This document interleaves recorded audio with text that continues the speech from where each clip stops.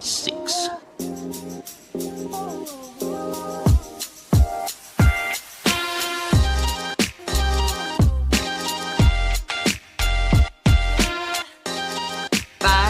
Five.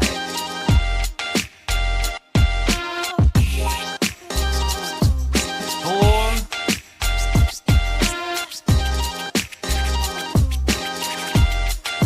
Drei Gläser.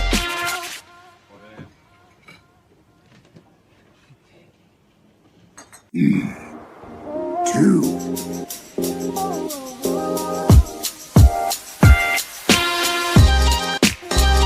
1.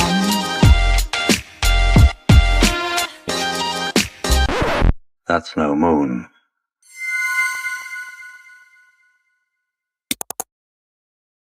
What's up, everybody? We are live, and it is so good to be back. He is Jay of F1 Podcast fame. I am Mason of Radio Infamy, and we are the conversation in the mostly empty room behind you. So, yes, we are back from the 2-week break. I had stated on our last show, I was like, hey, I'm going to be moving during the day that we would typically do this, which was a Thursday. I was still going to be moving and move. And I was like, man, we'll do like a catch-up show Saturday or a Sunday. And man, to be that optimistic again, Jay. I was a much younger man. I was optimistic. Just a week ago. Yeah, it was. I don't know what I was thinking. I was dead to the world Saturday and Sunday after that move. But we are now back. I am in the new room. There's nothing here. We'll get this fixed over time. But yeah, we're here, and hopefully now the saga of me being the Oblivious Mason story arc that we've been on for like the last 6 weeks, where I have been sort of completely out of the loop on almost everything.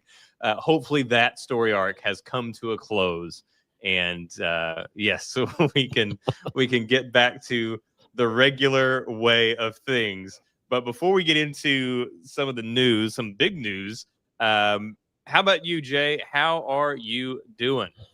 Well, I want to apologize to everybody that watches. I've had I don't know what you call it, a flu or a croup or sinus infection for the past 3 days. So I sound it's general awful. crud. Yeah, just straight up crud. But I feel okay. I feel better today. So I'm here, man. I'm ready to go. I think we got some good topics for tonight that are going to hit home with and resonate with anyone that watches this episode. So I'm excited about it. I just don't sound it. Yes, understand. And yeah, there's been some stuff going around. Obviously, you seem like you've gotten the worst of it from our circle of friends, but we've all kind of like just this weather change. Oh yeah, man. This is what always kills me. I always tell everybody like whenever the weather gets like this, where it like anytime the changes in the weather, like my allergies are the worst at that point. And now we're in the annoying time where it's hot in the afternoon and it's cold at night. And so it's this like you're having these like 40, 50 degree temperature swings. You know, yeah, man. Listen, I have to go in early this week, and I got in the car this morning. I walked outside this morning. It was 48. And then it was and then it was mid 80s. Yeah. I left work and it was 82. Yeah. And it's ridiculous. You expect people to stay healthy in that. Okay. And it's like, forget it, man. You're not doing it. It's ridiculous.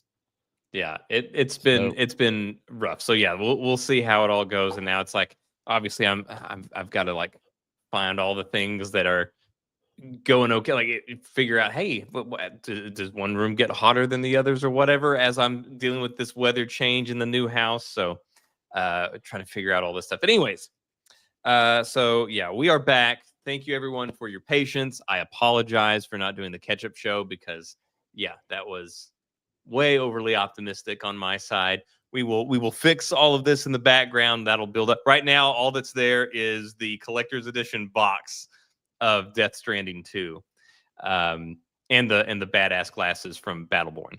But anyway, okay, so I guess we will get going, and we'll start off with, I mean, no need to bury the lead. I mean, the big news of It's right behind me. yes. I mean, it broke just a few hours ago now at the Yeah. time of recording, and that is that Jay was right, I was wrong. GTA 6 has been delayed again. Yeah. This is something previously, whenever one of the times when we were talking about this, you had posited that I think you even went as far as to say you weren't confident that we'd be playing it in 2026 period, but you Yeah. at least you were certain that it was going to be delayed, and I was like, no, I think it's such a big deal. Yeah. They delayed it once, and it attracts so much attention. It's the biggest game release in the last God only knows how many years now. Yeah. And I thought for sure, if you're going to delay it, you are going to make sure that you pick a date that you are beyond positive that you can hit. Like if I said May, if I was Rockstar and I said May, I would say May because I was confident that I could hit February. So, but and as it turns out, it got delayed. So, like, I have all my young guys at work, and that's all they talk about is GTA 6. And I've been telling them, I'm like, guys, forget it. It's going to be 2027 before you play this game. And they're like, you're stupid. I'm like, no, yeah, sure. That's me. I'm stupid. I'm 51. What would I know about gaming at all? Or the fact that Rockstar delays everything inevitably forever. But here's my big shocker hot take. It's going to get delayed again. That would be awful, man. That would be It's going to get awful. delayed again. It'll happen one more time. And if we didn't already state, it got delayed by 6 months. So it's been pushed back to November of 2026. If any viewers out there were not aware, it is now November 2026. So and again, Jay has been saying this since we started this show, Jay has been saying that it will not even launch in 2026. So sounds like you are doubling down on that. Yeah. And that it will be delayed again. And they are calling this, they're just saying like, oh, this is for the typical polish. And I mean, 6 months is not polish. Now, granted, we're talking Rockstar. You look at Red Dead Redemption 2, and we had the details of shriveling horse scrotums. So maybe you can polish a game for 6 months, for tiny little details, so that you can scuff the chrome off the mirrors in your Mustang, your 1960s Mustang or something like that. I don't know. But I mean, 6 months seems a bit crazy. And they did say, I know there's a lot of people that are up in arms. I don't know what's going on here because, again, I've been sort of out of the loop during the move and everything. But I know that there were like some layoffs or something. Like people are upset at Rockstar for some union busting or something like that. You literally took my story. That was my story. That was the one I was. Yeah. Because I've been following it deeply. Okay, well then you can. No, man. Hey, you tell. No, because the CEO, Zelnick or whatever, he had mentioned that like, oh, these two things are unrelated because some people had speculated like, well, which I said pre-show. Yeah, you'd cut these people, so maybe that's what happened here. But he said they're unrelated. But that's just CEO talk. So who really knows? So real quick before we get into that story, because that was like my showcase, and now it's not. Well, you didn't tell me what you just said. Like, hey, I want your reaction whenever we get on. So I didn't know what it was going to be. I guess I got your reaction. Well, that was cool while it lasted. Now it's just a sidebar story instead of a feature presentation. But before I get into that, I want to talk about, from a money and executive corporate bullshit part of this too, is the new release window they gave us was November. And of course that's to make the holiday window for 2026. But things you got to look at is they're going to go out there and look and see what other AAA titles are releasing during that same window, even though nothing's got a shot at beating that. Yeah. Beating GTA 6. Plus, those companies will be reaching out to Rockstar saying, hey, come on, man. Well, not to mention like all these companies that like delayed their games past this holiday season because it was supposed to release this holiday season. Then they moved out and then Rockstar moves to May, and they're like, oh my gosh, like, okay, and now we're holiday 2026. Like, you got to think these games that are trying to like stay away from Rockstar's orbit, that they're like, come on, man, like, cut us a break.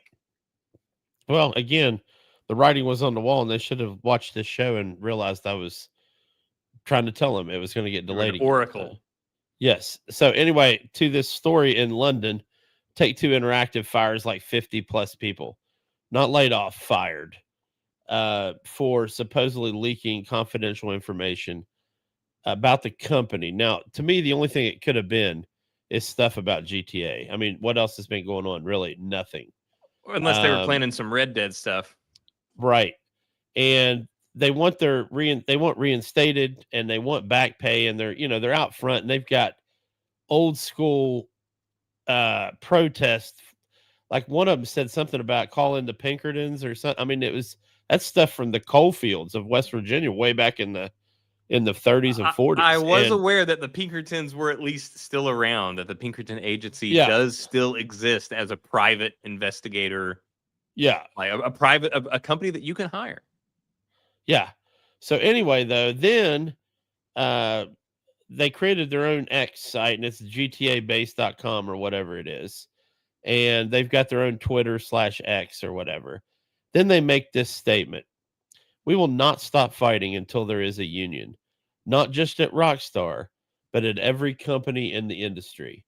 And that statement right there guarantees that they will not get their job back, and they will not be getting any back pay. Because any company that has stayed non-union this long, now that if they take those people back, they already know they're a union threat. They're not going to do it. They basically shot themselves in the foot as soon as they said the word union. Yeah. And that killed it. So now for me, it's just all for naught. They're just standing outside yelling at the air at this point. Nobody's going to give a shit. Definitely not Rockstar. I mean, we're talking about a company where they basically could just move the National Mint and the Treasury to their headquarters. I mean, nobody prints money like Rockstar. Nobody does. Yeah, and nothing is gonna stop people from buying GTA 6.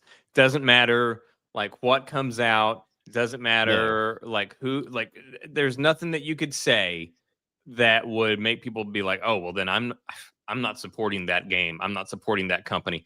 Everybody that you will not lose a significant number of people. There might be one or two, I don't know, vegans out there that are so committed that you've offended, where you're like, oh, I'm not supporting Rockstar for this behavior.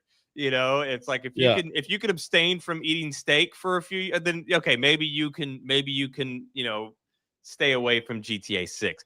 But most everybody else, they're going to be like, wow, that sucks. Anyway, and then, I mean, exactly.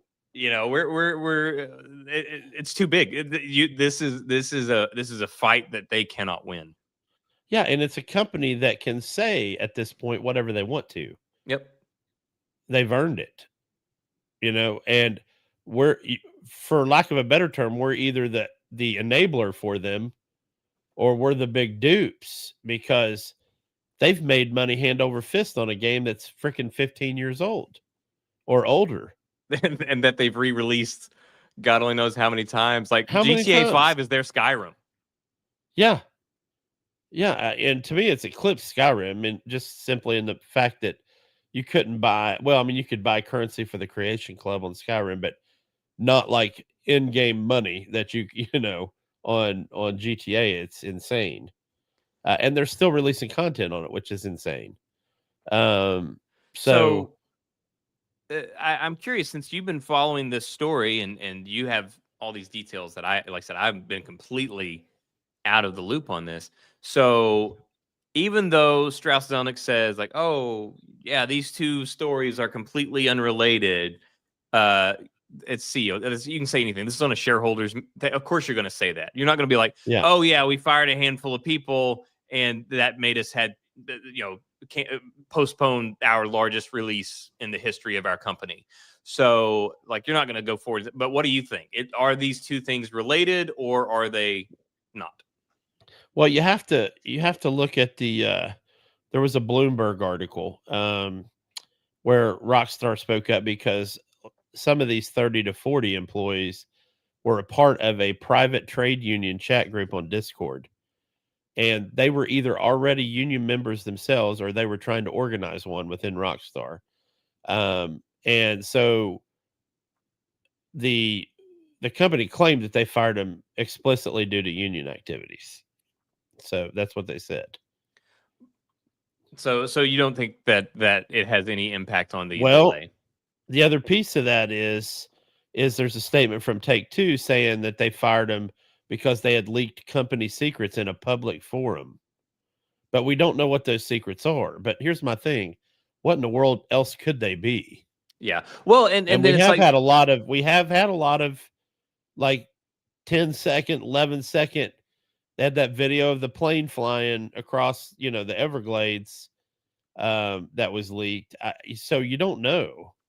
yeah, and I don't think I would have to know what the roles of these people are, but obviously Rockstar is a massive company now. Like massive teams work on these games now. We Yeah. have people that their entire job for months is getting textures right on palm trees. Like it's unreal.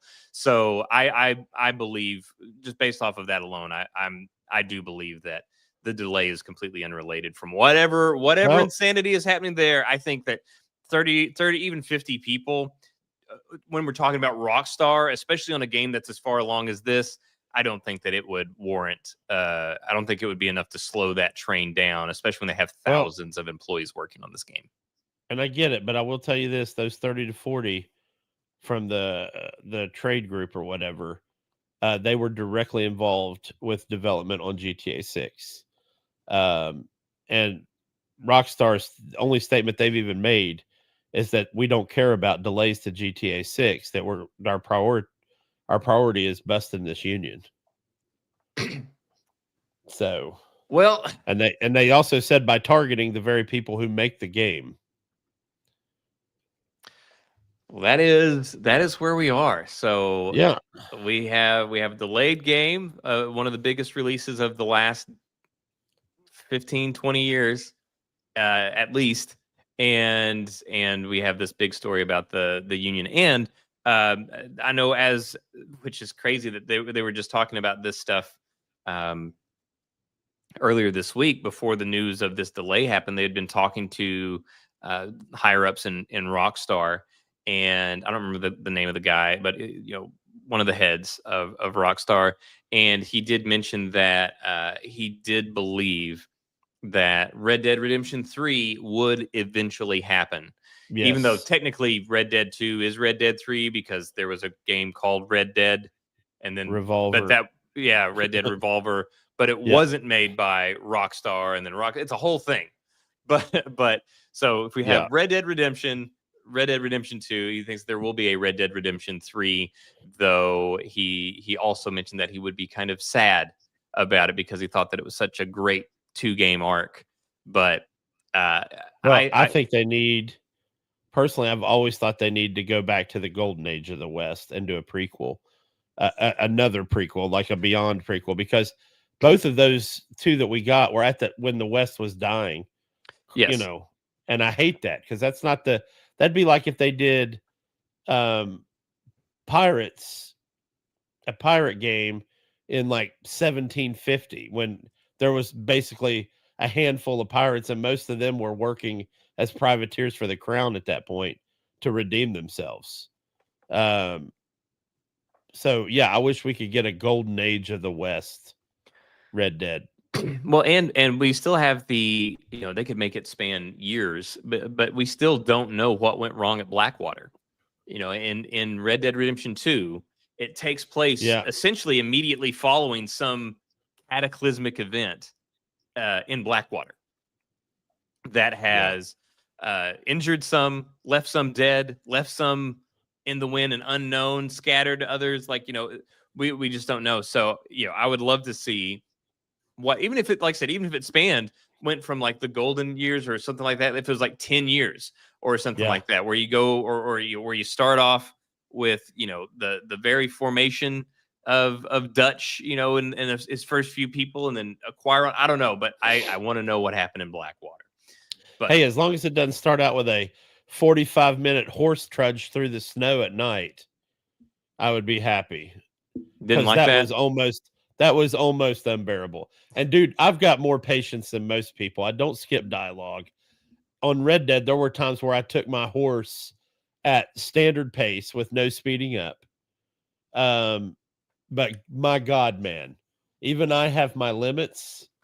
And that was the most brutal opening to a world-class title that I've ever seen. I mean, it was awful. I was okay with it. I mean, I loved the imagery of it, but after 5 minutes, I'm like, can we do the thing that says sometime later? Yeah. Skip forward a little bit. Get to the good part. Yeah. Come on, man. So I guess there we go. That's the big story. That's the one that is obviously the headline grabber, and that's going to be the thing that grabs all of the attention going into the weekend. And I mean, I was going to say before that I was surprised that they announced it on a Thursday as opposed to trying to announce it on Friday and bury it. But obviously it's GTA 6. You could announce this in the middle of you'd announce this at 2 a.m. Saturday morning, and it's not gonna. I mean, there's no way to hide this. Like, there's no way to get this out of the news cycle. It's GTA 6. It doesn't matter when you announce it. It's gonna be the talk of the town. It's going to consume the news cycle. Of course. All right. As far as other games, so one thing that I have, I've got one more simply because I think it's a nice segue into whatever else you're doing next. But since we're talking about delays, oh boy, and I wanted to get your take on this, Marvel's 1943 Rise of Hydra has been delayed with no new release window. So I'm going to go ahead and say it. RIP. RIP. So that is the one that had Black Panther and Captain America. Correct. It was like a period piece that looked really cool. This was the one where several months ago, we actually talked about it on the show. Yeah, there was an announcement of a Black Panther game that had gotten canceled. And everyone was afraid that this really cool game that they had seen was canceled. This is the game that they were thinking of then. The Black Panther game that got canceled had no footage released. There was no trailer. There was nothing. So the game that most people thought of whenever they heard that, were like, oh no, is this one, is the 1943. So yeah, I hope that it is not completely canceled, but it did look really cool. Do you ever wonder, if some of these game devs guys get together at another game dev is hosting a party and one of them gets hammered and they're talking with another one and he's like, yeah, we've got this cool Black Panther game coming out. Oh yeah? Well, we've got a really cool Black Panther game coming out too. And then the next morning he's got to drive to work and go, hey guys, we need a Black Panther game now. Now. You got to wonder sometimes because, and I was thinking about the time that we talked about this on the show when I read the article. But when they first announced that they gave a release window, then they announced the delay with no release window. And that is almost never good. However, it's better to do that than to do what GTA 6 did and say hey, yes, May 2026, and then come back later and be like, so November. About the things that we said. Yeah. Remember that time that we told you that it was going to be first half of 2026 and you got all excited? So yeah, at least we don't have that. But then there have been games that have survived it. We look at Vampire the Masquerade Bloodlines 2 or whatever that just released. I haven't played it, but it finally came out, and it was in development hell for years. So it can come, but it certainly is not. That's definitely not an optimistic update for the game. That's for sure. Definitely does not provide any reassurance that it's going to be coming out. Yeah, and I've got a buddy that's played the new Vampire Bloodlines 2 and says he likes it. Says it's really good. I want to play it at some point because I know Yeah. that the first game has been like a cult classic for years, and Yeah. it's kind of storied, and I do want to play it. I do want to play it. I am interested in it just so I can know, if it's my thing or not. Yeah, it's true. It's a fairly good point. Anyway, Uh, sorry, I didn't mean to hijack your conversation other than to say I'm pretty sure that game is toast. No, well, it is my conversation with you, so that is fine. You obviously can interject that. I was just going to say, though, one of the other big things that has come out in the last couple of weeks since last we spoke on the air, and one thing that I have been largely oblivious to is the Halo remake. The Halo 1 campaign remake. It will not have the multiplayer Yes. component. It will be exclusively the campaign, but it has been completely remade. And so I was aware of that, and I saw a couple of screenshots, but that's it. I've seen no trailers, no gameplay, nothing. I have seen nothing. And so we actually do have this. Now what is this that we have here, Jay? Okay, so basically this is a newer, obviously the remake version of a mission called Stellar Cartographer, which is at the very beginning of Halo, the original one. I don't know. Do you remember the sequences of the first game very well? It has been a long time. Perhaps it will come to me as we watch it. But it won't. will. It won't. So they get you out of cryo sleep in the first one because the ship's being attacked, and then they plug Cortana. You got to. Oh, so it's the absolute first mission then. No. Let me get to it. I'll tell you what. So in the original game, this is what I'm talking about. When we played it back on Xbox in the day, you were in cryo sleep. They wake you up, then the doors get jammed up, and you've got to worm your way through these tunnels and ductworks and galleys and whatnot, and work your way to the bridge. And then they install Cortana, and you leave the Pillar of Autumn ship on a Condor heading to the Halo. And then as you're coming in for the landing, that is the Stellar Cartographer mission. And that's where this, I'm guessing, picks up. But if you remember that sequence, as you're coming down in the ship and you hit and you start, let's just watch it. All right. Let's see here. Pre-release build, work in progress. All right, can you hear it? Yeah. All right. And this is in UE5. Of course. The Covenant believe that what they call the Silent Cartographer is somewhere under this island. The Cartographer is a map room that will lead us to Halo's control center. And see, I think this is going to be one of those things where it's going to be hard to appreciate the work that they've done here because like, it's what we always talk about, where it's like, remembering the games as we saw them. That's funny because I was going to make this point here in a minute. Where it's like, we look at this, we're like, yeah, this is what I remember. It's like whenever they did the remaster, they'd updated just a few of some of the textures, and it's like, yeah, this is what I remember. That you could actually like flip back in real time and show what it actually was. Like, oh wow. It's gonna be hot. Get set to cut out swing. Yeah, actually, the gameplay looks better than the cinematic, I think. But here we go. Now, I have heard that there are some people that were upset because they're like you can actually sprint. So they basically incorporated other mechanics from later releases into the game, and some purists are not happy about that. A lot of people's biggest argument right now is that they completely changed the mission.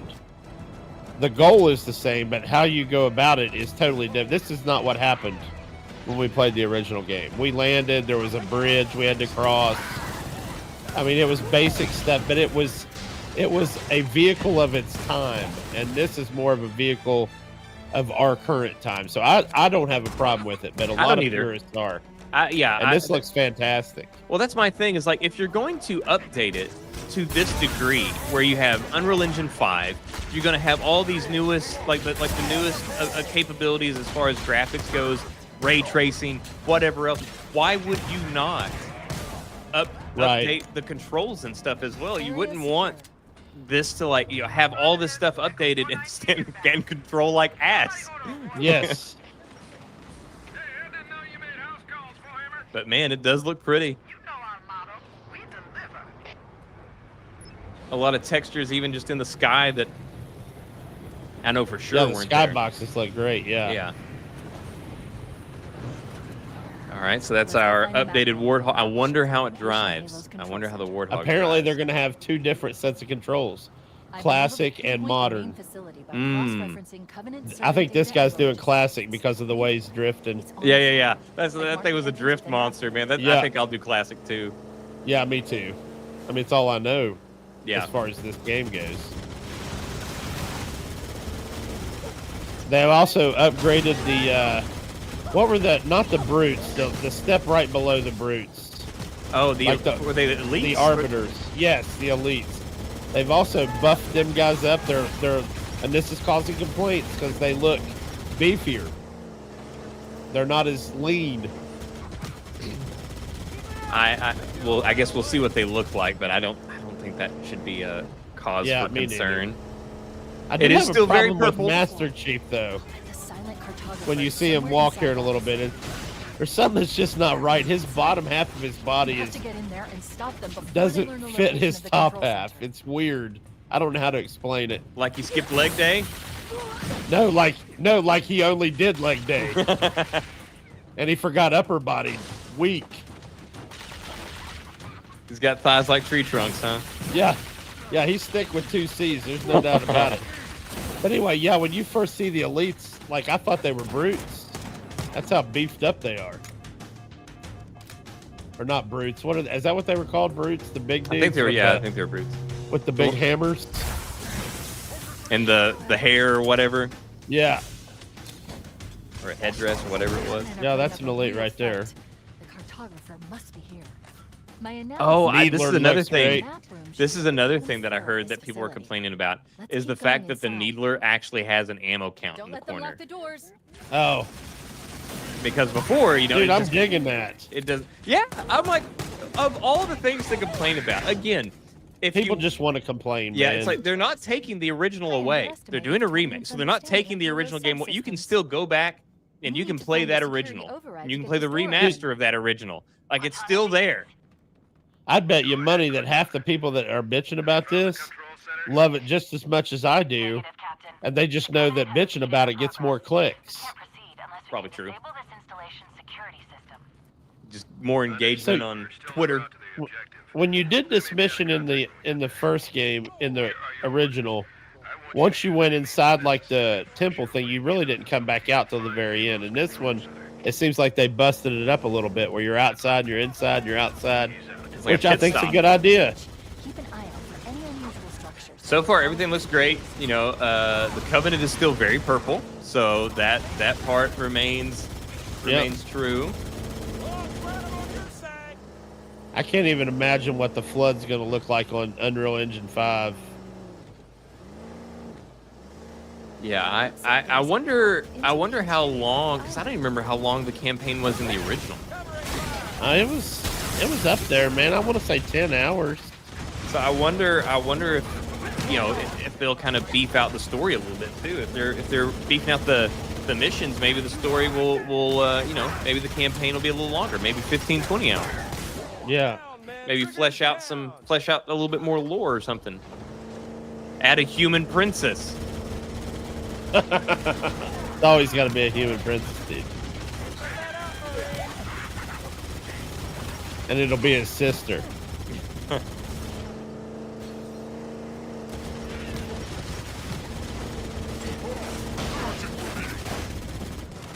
And now, already though, one thing I might not remember the best. Like it's been a while since I've done Halo, but I think already we've spent more time in the Warthog than you ever did for the first mission. I mean, this.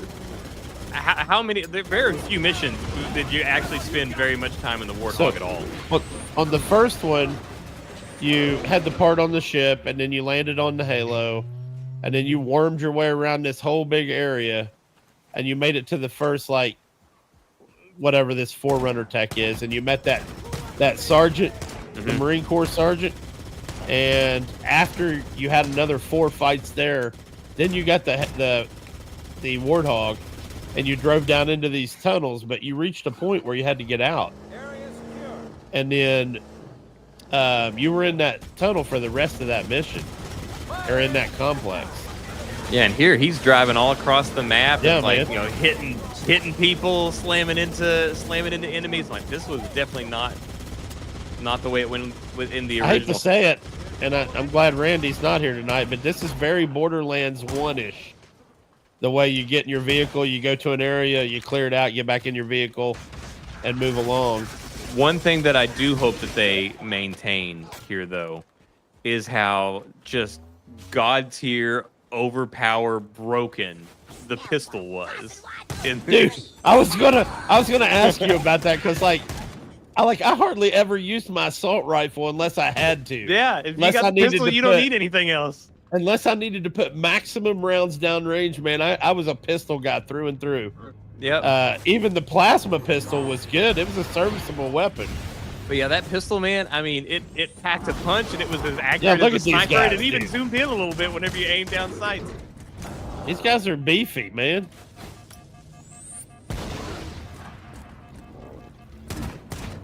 Yeah, all right. But one of the things they said is like, we want you to know, we call these guys elites. We want them to look the part. And it's not that they didn't the first time, but yeah, but they definitely do now. Yeah, But I mean, Follow panel to shut down They the did. security They also did not lose the essence and the aura of what makes Halo. I mean, it looks Oh, yeah. Halo. oh yeah, it, through it, and it looks through. every bit Halo. Like I said, the enemies are very clearly Covenant. It's not like they completely redesigned the look of the aliens. I mean, you know, you look at these Yeah. guys, like Good. That should open the the door that whole leads us to the design main track. language is the same. It's just updated. Yeah. Like the fidelity is the main obviously facility. Let's vastly head back down the increased, beach. but yeah, the design language, the sounds. Cortana just said, "Hey, look, we're done here. Let's head back down to the beach." That never happened in the original game. We were in this complex till the end. So I think this So- is really cool the way they're breaking it up. It also, I feel like it gives this breadth and size. You know what I'm saying? Yeah, And scale. it doesn't feel Because- as claustrophobic. Chief, Well, to Bravo be 22 fair, is dude, we bringing were us dealing with questions. a As we 9 sell gig around media countries, format. I was gonna say, yeah, we were. No, we were 4 way. was it 4.5 or 9? I don't know, but oh, that looks good. That sniper, Yeah. dude. Yeah. There's the pistol. Yeah, if they'd have put a scope, if you could have got a scope for the pistol, I Yeah. never would have switched. Yeah, from the- game over, man. Yeah. The shield guys. Oh, I hated those shield guys. What are those? I forgot what they're. Jackals. Okay, I love that animation that they just did there, where the weapon like overheated and he like Yes. flexed his hand. Like that was cool. These little subtle things. Oh, there you go. The assault rifle. Dude, the sound design. Whoever was playing this for this, like this, thing did a great job of making sure we get a sampling of everything. I love it. Yeah. Flipping the warthog. Flipping the Warthog.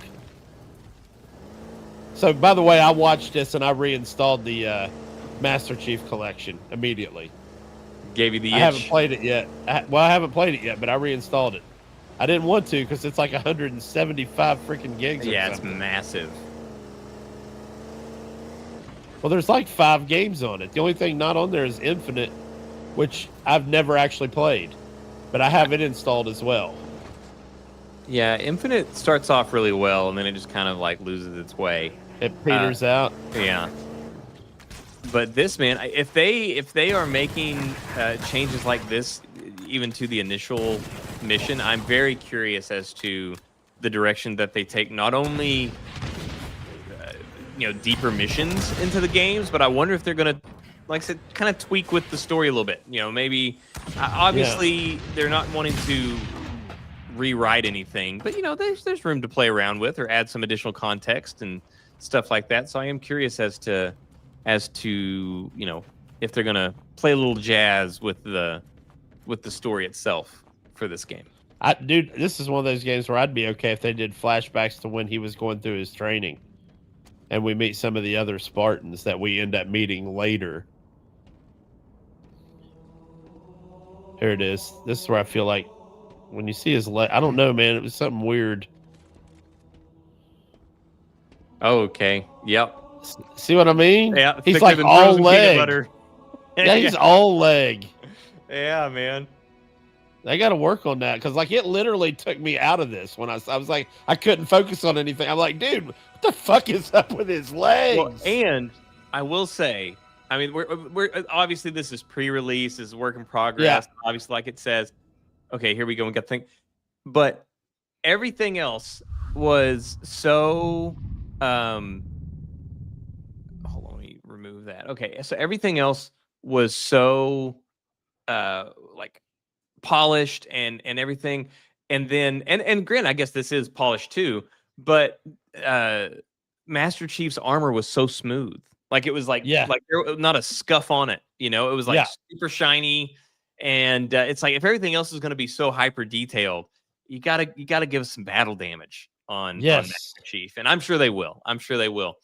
That's one thing I love. I think it was 3 that had like more of a scuffed up, or maybe 4, where he had like the really good scuffed up armor. But yeah, you're right. They've got to show especially in this day and age. They've got to show battle damage. Yeah, I mean, it's like if that's your entire aesthetic, is everything is super clean, everything is super spotless, everything looks very futuristic and whatever. Okay, but obviously that's not Halo. Halo is very gritty. You're in the dirt. You're in all this stuff. So yeah, we gotta go ahead and round that out and scuff up that armor a bit. And I want to speak to the kids or anyone whose first entry into Halo was the Master Chief Collection. You guys don't realize how big of an impact this game was. It started out with much hate, and I'm going to tell you why, because I was a PC guy back then. This is before my move to console.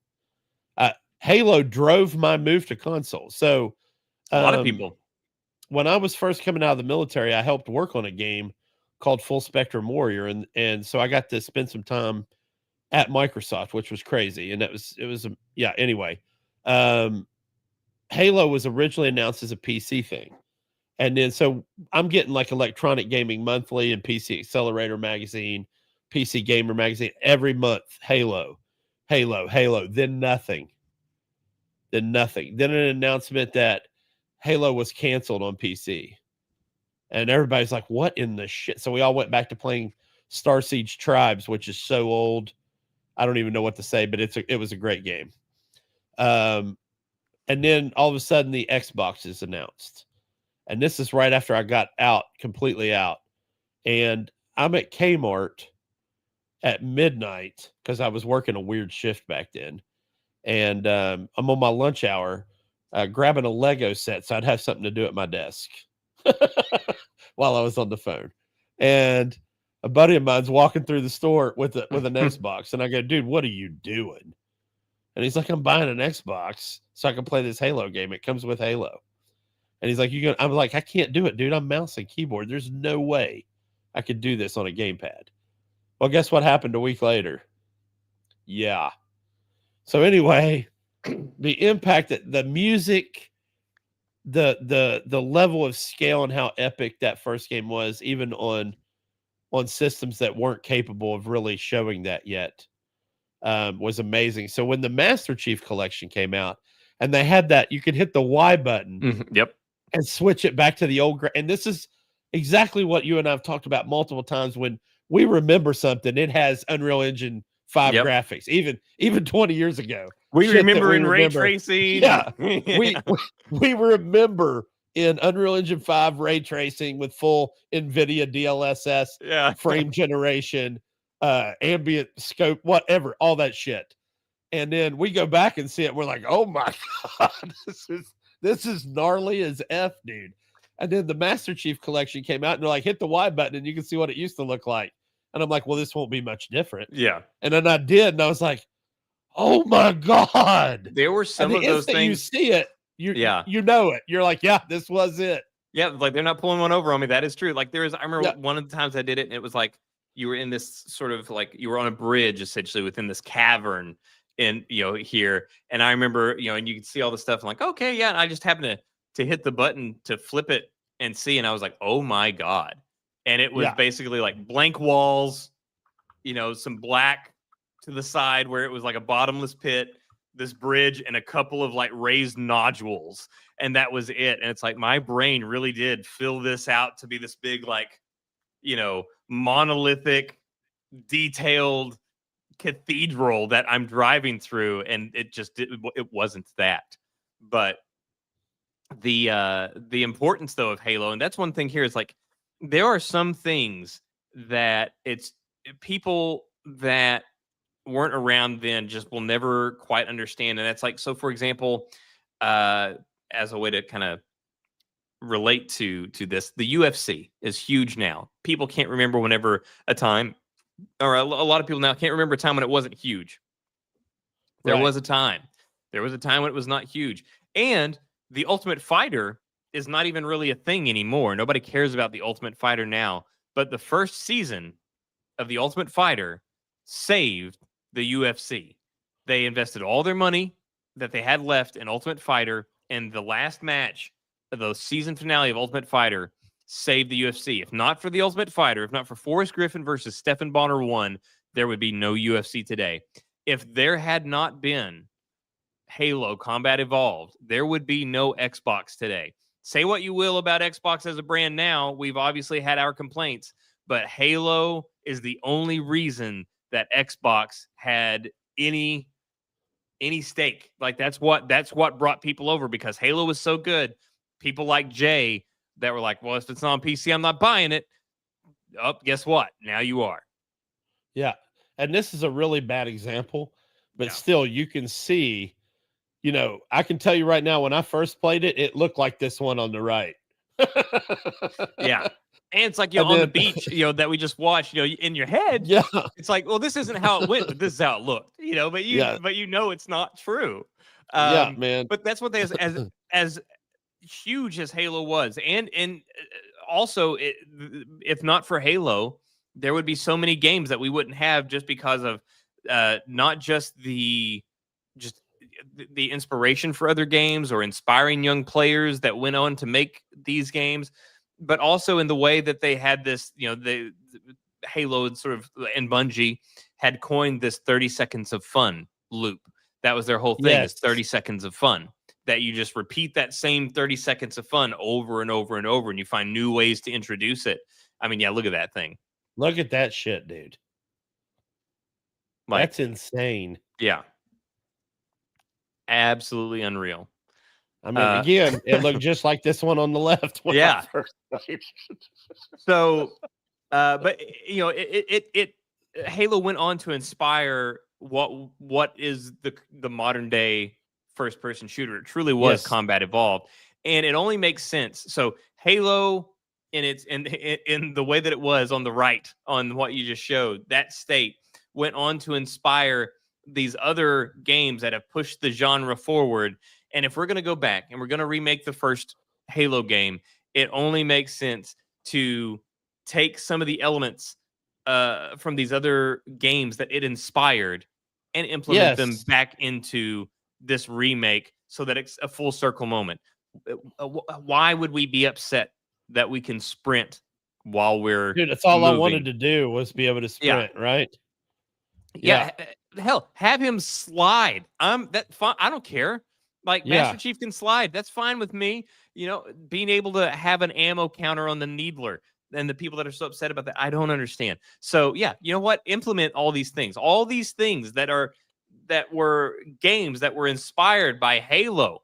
Yeah, steal some of that stuff, put it in the remake, go for it. I don't care. Like, put as much of this stuff in there as you can, and really just try to like blow the lid off this thing, because we need it. And of course, obviously the big thing now is that, just like we'd said, like Halo, if not for Halo Combat Evolved, there would be no Xbox. Well, now Xbox, they're not trying to be their own thing anymore. They're clearly broadening out, and so now Halo is going to be like the Xbox game, the Xbox property, the property of properties. The Mario Brothers of across Xbox. exactly is now Yeah. going to be available on PlayStation. That is done. I mean, obviously, Xbox is no longer competing in the console market. That's very Here's clear. my I mean, thing. and this is going to be a stupid hot take for purists, but I'd be okay if they offered third person mode too. I'd love it. Like, I mean, I would, Do it. especially if they do battle damage, because it would be nice to be able to see that. Hell, to make it a see cover his- shooter. Yeah. Just throw it all in there. I mean, I know you ride the show, but one thing the show did very well, like even when Master Chief was in his armor, like his visor was just constantly jacked.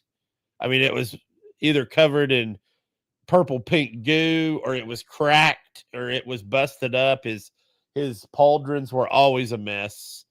You know, so I think that would be very cool.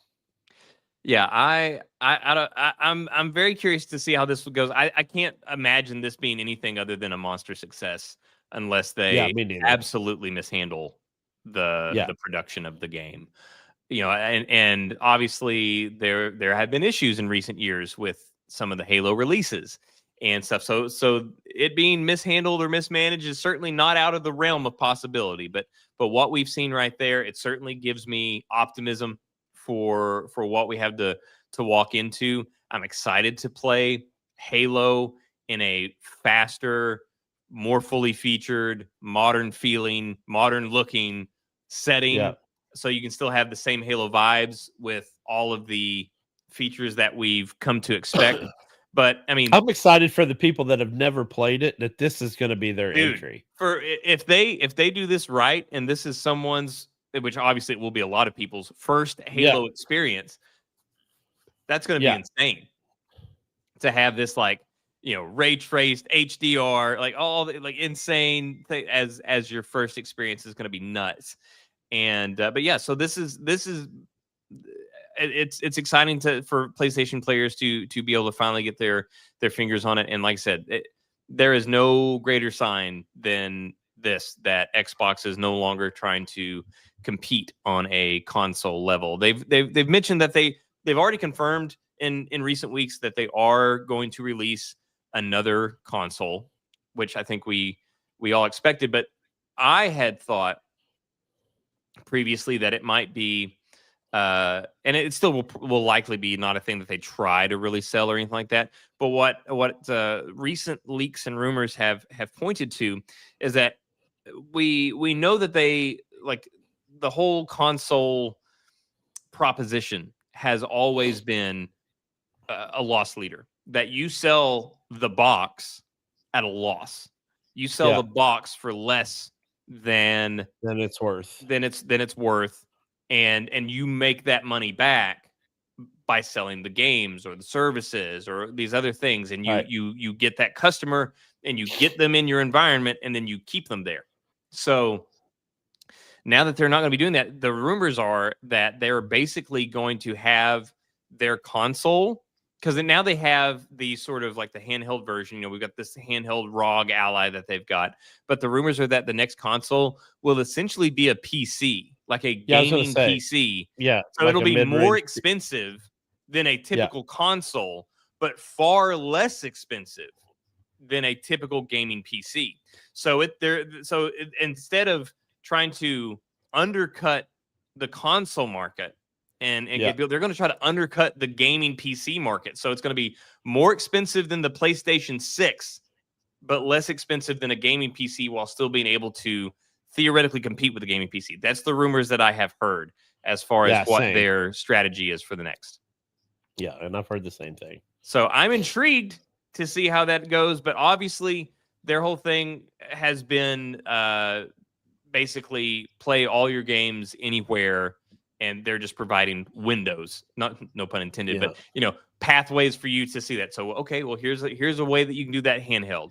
Here's a way that you can do that on your TV screen. Here's a way that you can do that here, because they're sending all that. They're not trying to get exclusive players, so they're clearly making their money and betting on long term there on the publishing as that goes. So do you have any more news for games? I do. I have one more, and this is more of a PSA, really. Ooh. But anybody that's a huge Bethesda fan, and we got it with Skyrim, we are going to be getting a Fallout 4 Anniversary Edition next month to celebrate the 10th year of Fallout 4. the other game that won't die. Yeah. Second to Skyrim on games that won't die. And Bethesda, and this, to me, this is smart. This isn't shitting on their fans, although some fans automatically, like, again, I think they took it that way because they know they'll get clicks, but they warned mod users that the Creation Club, which is their internal mod part, and the mods will not be available from November 6th to the 10th. And the 10th is when the update is. And then they also warned people that use mods to disable all their mods prior to the update on the 10th, which, folks, if you've been gaming on PC before for a long time, or even on PlayStation, that's common knowledge for an update. Disable your mods before you update your game, because it will break your game. And when I say break your game, I don't mean permanently break your game. It just means that you'll have to uninstall it and reinstall it, and do all that crap, which sucks, but it's not an end to everything.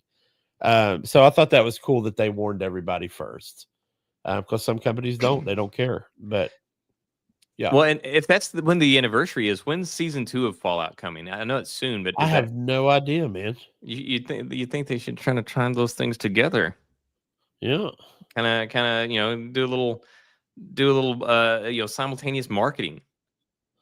you'd think so, But I don't think they are. I did hear some more news, and it wasn't really news, but I've heard some more scuttlebutt recently on the. There was it was a banner on the internet about the Fallout 3 remake coming soon. It didn't say a date, just said coming soon. And I saw that in 3 different places as almost like an ad pop up, type of deal on sites. So I don't know, it might be something to research for next week, but I'm pretty excited since I heard that the Fallout 3 remake is going to incorporate New Vegas. ooh, Which has big implications when you're talking about the television show. So, anyway, but that's all I had for games, dude. all right. Well, moving on to our media. So we already talked about how. So you and I had spoken before. You have not yet finished Splinter Cell, so I won't go into any of those things on Netflix. Any spoilers there on that last episode? But I will say, if there is anybody that has not yet watched Splinter Cell, please do go check it out. It's fantastic. Jay and I both had our concerns about it, given the way that it was sort of introduced and what we learned about the story. But it is so much better than I expected or anticipated.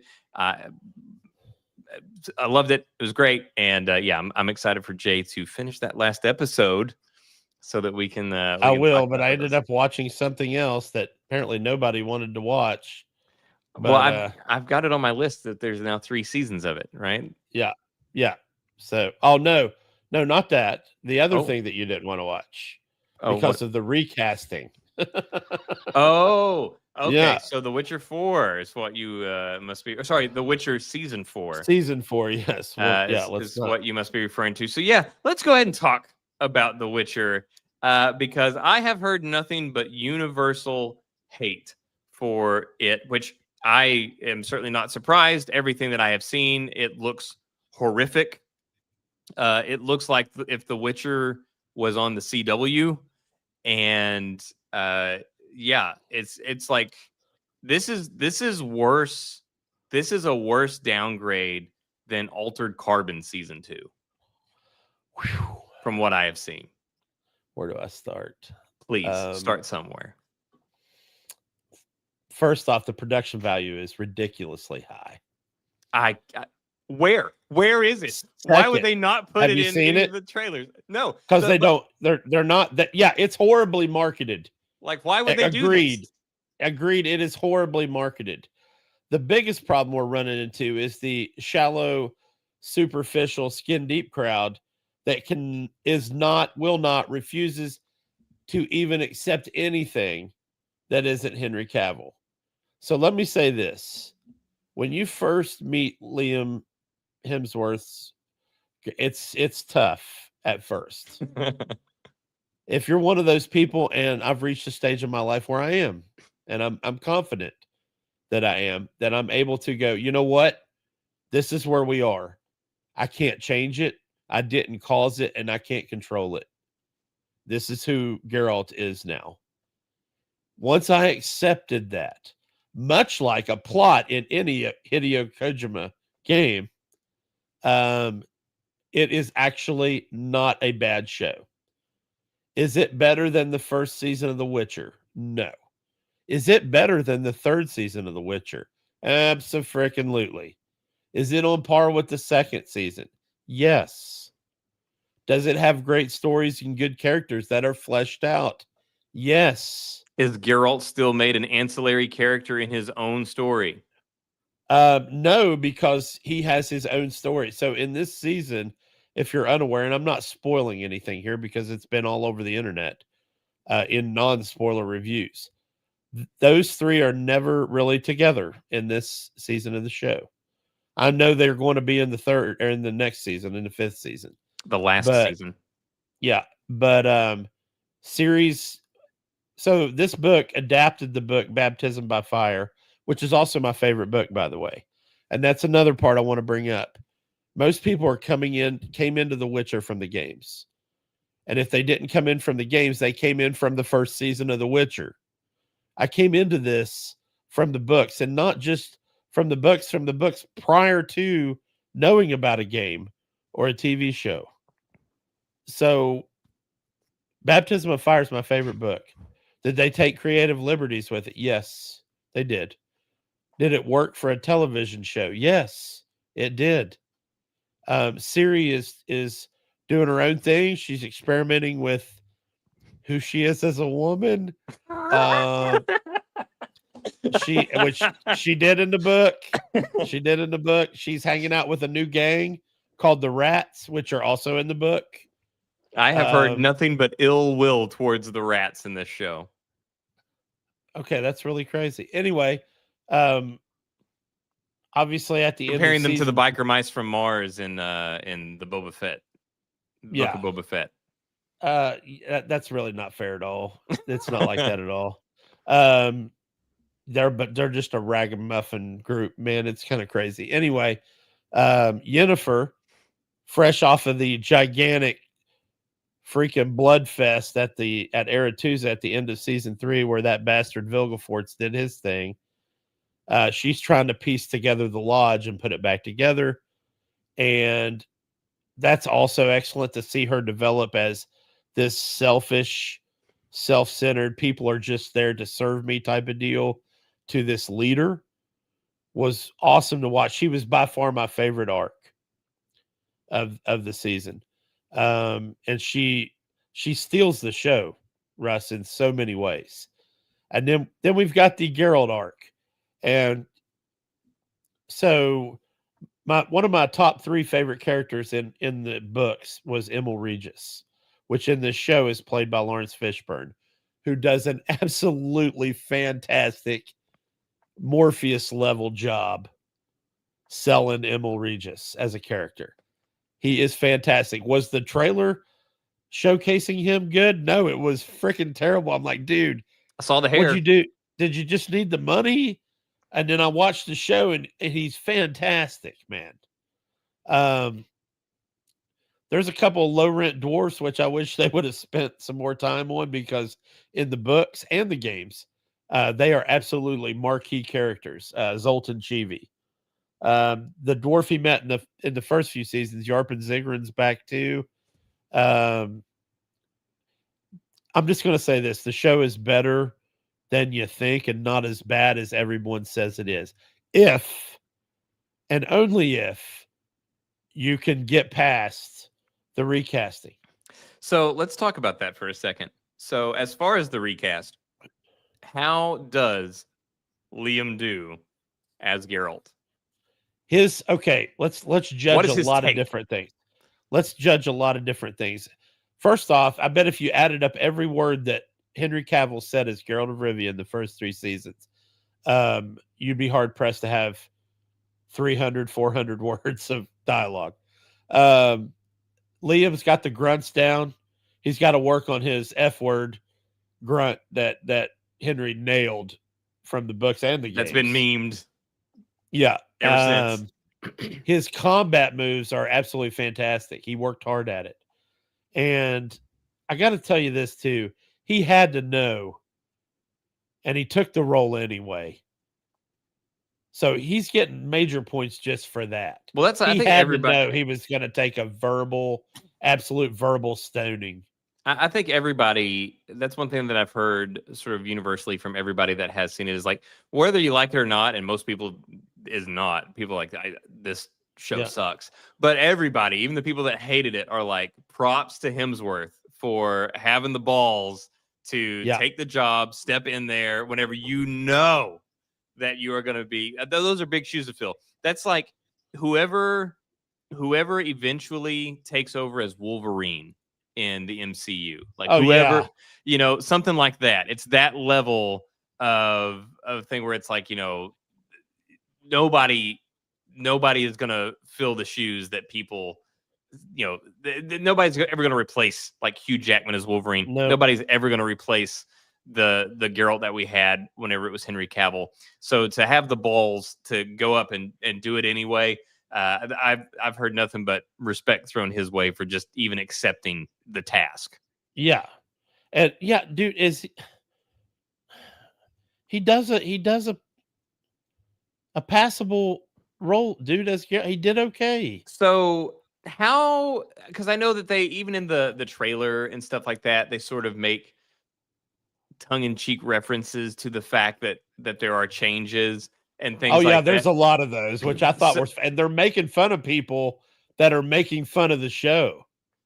So I was gonna ask, like, how do they ever just like directly address the thing, or is it always just kind of like sort of side comments? If you know, you know. Well, kind of. No, there's some on the nose. There's one where I'm not going to tell you who or the situation, but the person goes, "Well, Geralt, you've changed," and people are going to have to get used to that fact. I mean, that on the nose, and I was like, "Damn, damn." And then the same person looks at, you know, right to him and goes, "And you're going to have to get used to that fact." And they played that all into the fact that he's severely injured from his fight with Vilgefortz. And so it worked out perfect. But yeah, they play on it quite a bit. Okay. So yeah. I don't know. I'm gonna tell you, you're gonna love Fishburne's character. I mean, I knew who he was going into it, so it was one of those things. But you know, I felt like Ciri's arc was probably I found myself, I was like, let's get back to Yennefer's arc. Let's get back to Geralt's arc. Like, I feel like 5 minutes at a time was fine to give us a status on what Ciri's doing. But I think it went a little long in the tooth on hers sometimes. Well, if that's all you have to say about The Witcher, that does remind me of something that I did watch.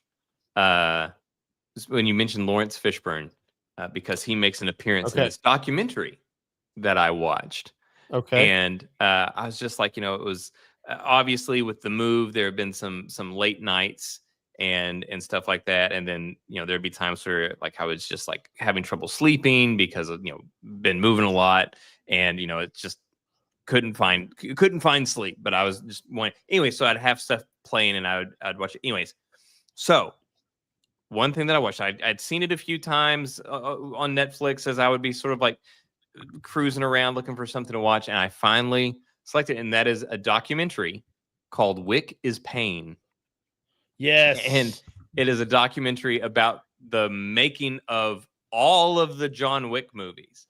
Yep. So it is basically, it shows how it came together, the inception of Wick, how Keanu came to be attached to the role, all the way through all of the films and stories about particular challenges and marketing and all this stuff. And it was, even if you're not a big fan of the John Wick series, if you are, definitely watch it. I mean, no doubt. But even if you're not a huge fan of the John Wick series, but you just enjoy documentaries and interesting stories and stuff like that, and Keanu Reeves, because who doesn't love Keanu Reeves?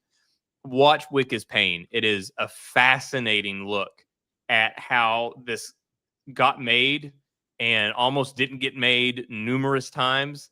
It was supposed to be, never should have existed, and then it was going to, and then then it's like, oh, well, it's going to be this guy, and then it wasn't, and then what if it was Keanu, and then it's still not going to get made? Okay, now it is getting made, or now we're going to start it, and now we can't finish it. I mean, all these like ins and outs. It's a fascinating story, and it's one of those things where it's like made all the more interesting whenever you watch it, knowing how it ends up as like this massive franchise that really resurrected Keanu's career. And to watch the he hadn't done anything since The Matrix. Well, he had done a few things. But and they mentioned in the documentary that they basically filmed or began to film John Wick. Like they were just starting production on John Wick as he had just wrapped on what's the Ronin movie that he did? 47 Ronin. 47 Ronin. And then another film, and both of them bombed in the box office. And they were like, oh, well, now he's not, there's no star power here. Like his star has fallen, and, but anyway, whenever you realize, what this is, you watch this and you see the inception of it and all the trials and tribulations that they had to go through just to even get it made, was unreal. And it's so crazy to me. This is one of those things where you also realize how oblivious some of these movie studios are. I mean, we know because we've seen things that they'll put out and we're like, why did you think this would work? Like, why did you think people would care about this or people would want this? We've all seen stuff like that. And this is one of those scenarios where you have something that's so good, and you've still got people going, nope, don't want that. Against all evidence to the contrary, and you've got these directors and Keanu and everybody were just like, are you freaking kidding me? This is amazing. Like, why do you not want this? I'm sure there were people, and and it's sad, but I'm sure there were, and I don't think it was brought up on that documentary, but I'm sure there were people that were like, well, does he have any superpowers? Is there a mystical element to the film where, is he this kind of like throwback monk from, feudal Japan or, some shit like that? So it's kind of crazy. Well, and they even talked about like the whole, like the gun fu kind of thing that is John Wick, where it's like jujitsu and guns and all that stuff, like everything molded around, which they initially kind of did so basically the concept of what they did in John Wick as that combat style was intended originally for a different movie. And it was originally intended for a Jason Statham film. And they had sort of like done this thing where, they had done like a previs where they had stuntman and they did all this stuff to show how it worked. And they're like, this is the freaking coolest thing ever, and showed it to Jason Statham and the the production company, and they're like, yeah, no, we don't want that. And that was what we're like, what are you talking about? Like, this is amazing. Like, this looks so cool. Like, this is so unique and different. And no, they didn't want that. So then whenever they did this, they had to like go back and find that old footage, and they saw that and showed it to Keanu, and he's like, that's it. That's Wick right there. And I don't know. I didn't even intend to talk about it. I just wanted to say I did watch it, and it is an absolutely fascinating documentary. Can I ask you, did you ever play John Wick Hex? Yes. I loved that game, and it got universally panned because it was this weird kind of stop action. But I'm like, it really wasn't. Like, you set up all your moves, and then you got to watch it happen, which I thought it was cool, dude. I'm sorry. Go ahead. No. Yeah. I was just saying, I do like it because we talked about it on this show where they delisted it. That's right. There was a thing where it got licensing something, it got delisted. So before it got delisted, I bought it on the Nintendo game show so I could have it on the Switch. And so I bought it, and that was the first time I played it. Yeah, and so it was one of those where it's like I was aware of it, but I'd never played it, and I was always like, oh, I want to. But then whenever they're going to delist it, I was like, okay, well, I bought it, played it, and yeah, I enjoyed that aspect of it. Where so like Jay had mentioned, it's a strategy game.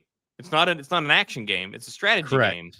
But it's basically, if you play something like XCOM or that kind of thing, Yes. you're familiar with you can only move X number of spaces, or you have X number of actions that you can take, and you work your way through the map, and you'll come across different enemies and stuff like that. And okay, well, let me hang behind this column. I can see the enemy there. I'll wait till he walks around here, and then I'll go. Anyways, you do all this stuff, and it takes a while, but the payoff, as you mentioned, is at the end. It replays what you just did, but it replays it in real time.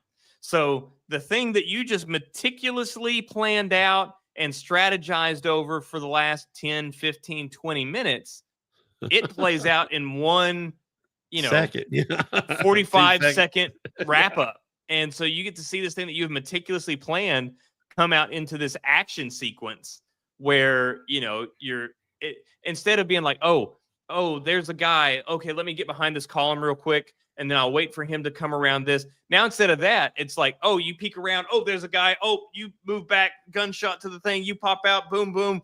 It like does everything in real time, and it makes the thing be like the payoff is basically every level. You are slowly writing out the action sequence that you will eventually get to see. And I thought that was a super cool concept. And even if they don't do it with John Wick, because obviously they lost license to that game, if they could do something like that, even with their own original IP, I think the concept of that, where you are, you're basically slow playing this thing that will eventually be full speed at the end. I don't know. I think that was a great mechanic, and I'd never seen it done another time like that before, except maybe what was the hot game? The one was like the Super Hot. I think might have done something similar. But well, you look at other games that use another game that they create to build into something else, and I'm thinking of the game Absolver, and then how they built Sifu off of that. Oh, Sifu was great. Yeah, and I'm not good enough to get to the end of that one, but man, the meticulous detail they got into on a game that had a unique art style. I did love how one scene absolutely reminded me of the Daredevil hallway scene when he went to get that boy that had been kidnapped. And there's a scene in Sifu where you fight your way down a hallway and guys keep coming out of every side room. I'm like, holy shit, this is the Daredevil scene. And but yeah, thought that was cool. Yeah, so even though it's delisted now, I'm sure there's probably ways that you can find to play it. But definitely recommend John Wick X if you can find it. It's an interesting experience, and I agree with Jay. I don't think it deserved the hate that it got. I think it was a really interesting take for a game based on an obviously like frenetic action franchise. Like, we're going to slow it down. We're going to make a strategy game, and the payoff is basically you making your own action scene. Yeah, which I thought was cool. I mean, that was a really neat piece. But anyway, man, that's all I've got tonight. All right. Well, the only other thing I had on here was just mentioning a couple of things and regarding movies. One of which being that I am going to be watching the new Predator Badlands movie this weekend. I'm excited to see that. I'm a little nervous. As we talked about 2 weeks ago, we'd mentioned that it would have just been announced, which is crazy that it took that long for it to come out, that it's rated PG-13 instead of R, like everything else had been. Now, I did see some things, though. Now, one of the things that because it had just been announced whenever we did the show, and one of the things that I'd said was like, because I know that movie ratings get a little bit weird. Like, their standards, it gets weird. And like, they never even they don't tell the studio, hey, you've got to cut this. Hey, you've got to cut this. You basically submit a cut of your movie. They rate it. and then if you don't like the rating, you have to cut it again, but they don't tell you what to cut. They say they just say, yeah, this is R. And if you want a PG-13, they'll just like, well, this is R. Give us a different cut, and they won't tell you if you cut this, this, and this, that'll get you PG-13. You just have to go back and figure it out. So, anyways, from all of that, I knew that the rating system was a bit weird, and I know that just like video games and that kind of stuff, is that red blood is a thing where they really don't like red blood. But if it's a different color, that's different. So like we had Alien versus Predator, where there's a lot of craziness going on, but it's not red blood. So Green blood. So it could be PG-13. So one of the things I was speculating is that since this is, to my knowledge, we All don't aliens? have any humans in Right. this film. There is a human-looking android, or half of an android, and then aliens. So maybe aliens, as in, not xenomorph gotcha. aliens, Yeah. but predators and that kind of thing. So since it's not red blood, that was my thing. Is hopefully, since it's not red blood, and if it's not humans, there's no reason to drop a bunch of expletives or this or that. It wouldn't make sense. So I was hoping that that's the case. And from the sound of it, there was one producer that in an interview mentioned something like that, where he said like, oh, well, it's a bit, they brought up the ratings like, well, it's a bit different since, it's green blood, not red blood. Right. So, we get a little bit more leeway on that. And so he wasn't saying like, oh, we were aiming for PG-13. He's like, oh, well, it just happens to be the way that it works. Then I did hear something where it sounded like maybe they were kind of aiming towards it. But I also saw that Dan Trachtenberg was, whatever this new direction is, I keep hearing people talk about this new direction, and I have to assume it's more than just the fact that we're finally following a predator as a protagonist, which is something Right. I've wanted for a long time, and we've talked about that on the show. So I think there's other things that they introduce in the story that I'm excited to see. But I'd seen that Dan Trachtenberg was very kind of unsure about if he was making the right decision, and James Cameron had even warned him about it, and then that James Cameron had watched a near final cut of the film and told Dan Trachtenberg that he was wrong, and that he did the right thing by going with his gut and doing that. So I was like, okay, so I like James Cameron, I like all this stuff, I like Dan Trachtenberg. So some of my concerns are lessened, but I'm looking forward to seeing it. Yeah, me too. It's one of my favorite non-Star Wars Star Trek franchises. So I'm as far as science fiction goes. So I'm really looking forward to seeing it as well. Much like the Halo remake, I know that there are a lot of purists that are very upset about that, which we talked about in one of our very first episodes. We had talked about how people were super upset by it, and the appearance of the predator that we follow and all of that. But I was, we've both been very excited about it, even with all the sort of naysayers and the people that are like, oh no, don't want this, the dreads are all wrong, this and that. I've been like, because ever since I was a kid and I saw that first, like, I think everybody remembers the first time they saw a predator, whether it's on a movie poster, the movie itself, a comic book. It was just like this thing where you're like, that's cool, like that is freaking cool. And for ever since I was a kid, I wanted to see, I wanted that to be the main character. I wanted to see something around this. I want this thing to be the thing that we follow. Instead, this is the thing that gets killed by the human. So this is the first time that we will have in media anyway. Obviously, they've had books and comic books where they've followed the predators, but this is the first time that we'll have a movie that falls on. I'm super excited about it. So yeah, we get to see that this weekend. So I'm sure, and you said you were seeing it as well. So I'm sure this will be a thing that we will talk about next week and give our impressions on it. But for sure. And then also, I had completely. I mean, obviously, I was aware of the film, but I was not aware it was releasing this weekend until you had told me that Now You See Me 3 is releasing this weekend as well. And there's a reason you probably didn't know. It's because somewhere, somehow along the line, the hype for this thing just went and just, catapulted into oblivion. No commercials, haven't seen any ads on it. It kind of worries me.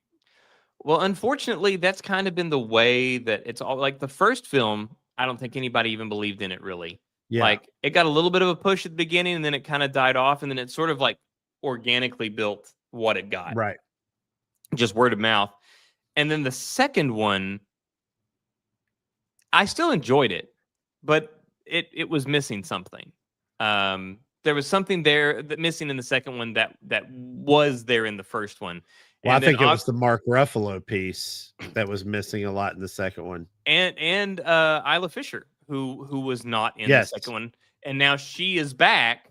So I'm hoping that maybe some of this, like even if the studio doesn't quite believe in it or whatever the reason is that they're not marketing this thing heavily, hopefully we get some of those vibes back, and we'll see. I don't know.